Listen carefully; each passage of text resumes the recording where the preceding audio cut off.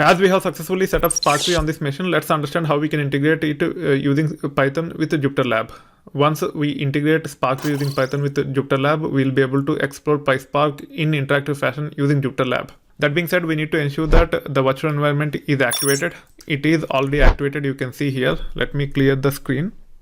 You can see the virtual environment here, which means it is already activated. Also, the JupyterLab environment is up and running under this virtual environment. You can actually go back to this browser, use the IP address and port number and refresh this. As long as you see the feedback, it means the Jupyter is up and running on the server. As of now, we have Python 3 and PySpark 2 kernels on this Jupyter environment. Now we want to add one more, which is nothing but PySpark 3.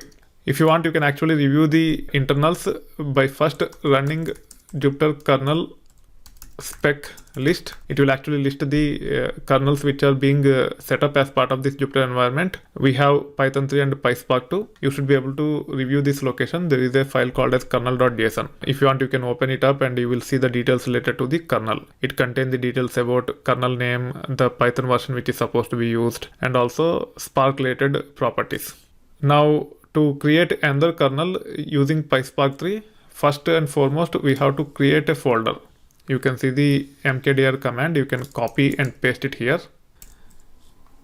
You can see that here I have specified PySpark 3. Once the folder is created, then you can actually create a kernel.json file. For that, I just have to say vi, paste the folder, and then kernel.json. Hit enter, go to the insert mode, copy paste the contents which are specified here. Now you can review the kernel.json. It have details such as the display name, the PySpark Python which is supposed to be used, Spark home, how Spark should be started, and also Python path.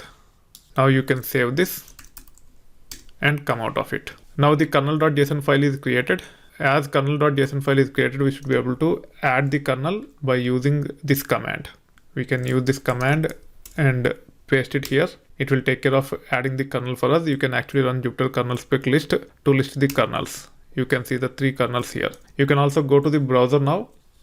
You should be able to see the third kernel very soon. It might take some time, but it will show up. If it doesn't show up, just refresh. You should be able to see the third kernel as well. You can close this. You can see the third kernel. Now you can click on this. It will create a notebook. Let's rename it as validate PySpark 3. You can actually copy paste the same code which we have used to validate PySpark 2 as part of this notebook. First, we are importing Spark session. Then we are creating an object by name Spark, which is of type Spark session. Once the object is created, we should be able to run these 2 code snippets to list the databases and also to run a query to get the count from orders table.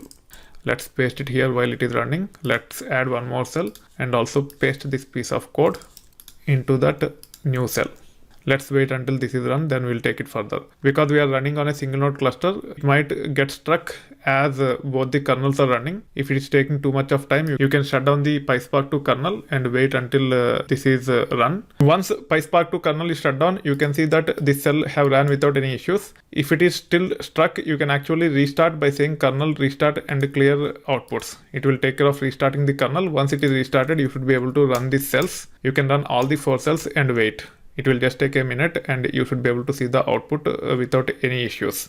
You can see the output here. We are able to run the Spark job using spark.sql like this. It means we have successfully integrated Spark 3 with the JupyterLab environment. It means we should be able to even learn Spark 3 on this single node cluster using Hadoop under the hood. This is how you should be able to set up your environment even to learn Spark 3.